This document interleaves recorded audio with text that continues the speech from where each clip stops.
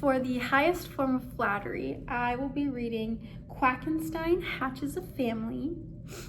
And this book was read by Kristen Bell in the Storyline Online.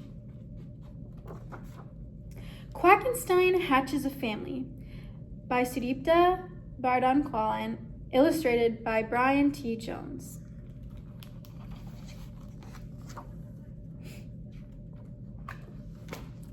In the darkest corner of the zoo, there stood a gloomy shack. A nearby squall read, "Keep out all, just leave me be. Signed, Quack." Most creatures lived in packs and herds, in gaggles, bloats, and litters. But all alone there on his own, poor Quackenstein grew bitter.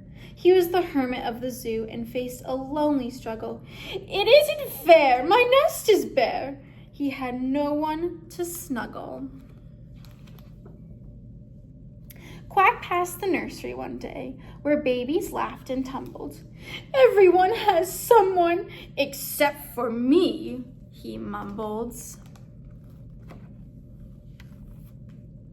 He spied a small secluded nook. On impulse he proceeded. He bumped his head. "A sign!" it read.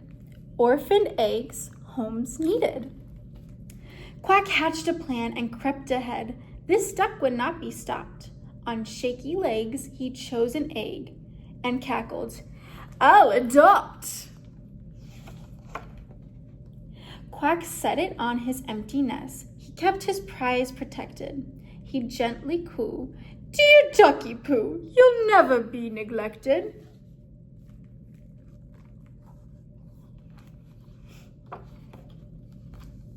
Then on one dark and stormy night, the hour had arrived. Quack heard a crack. He stumbled back and shouted, "It's alive!"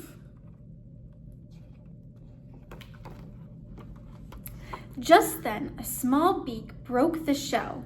Quack's heart thumped in his chest. But then, two paws with sharp curved claws thrust through and stabbed the nest.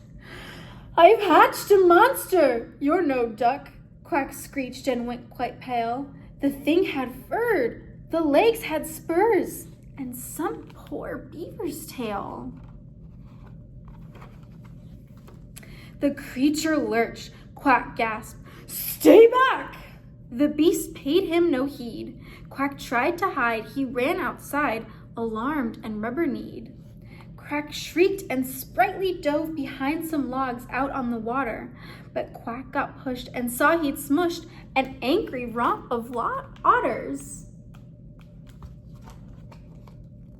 Drenched, the poor duck ducked behind a mama heron reading.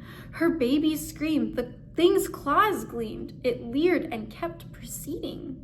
Quack shushed the rowdy heron hedge, but birds just ran off blind. They fled in shock toward cuddling crocs. Soon all were intertwined. Quack rashly rushed and promptly crushed a hugging husk of hares. "My fault," Quack cried, but then he spied the monster's chilling glare. So quickly Quack hid in a cave, but there he'd made an error. A furry shape blocked his escape. "I'm trapped!" he screeched in terror. The thing then snarled, "Oh, there you are!" It stalked and trembled foul. With sharp claws bared and shoulders squared, it leapt in with a growl. Its paws soon squeezed the cringing duck, and Quack thought, "This is bad." His spirit broke when someone spoke. The thing said, "Hello, Dad." Quack could feel his cold heart melt and how his stomach fluttered. "You chased me through the great big zoo to be with me?" he sputtered. The creature beamed. "Yes, Daddy, yes." Quack's heart began to sing. "Come, son," he squawked, and off they walked in step and paw and wing. Then, in the corner of the zoo, that once housed Quackenstein, a space was cleared and there appeared a brand new shiny sign. Welcome to our happy home. Come by to visit us. Love, Quack. It read.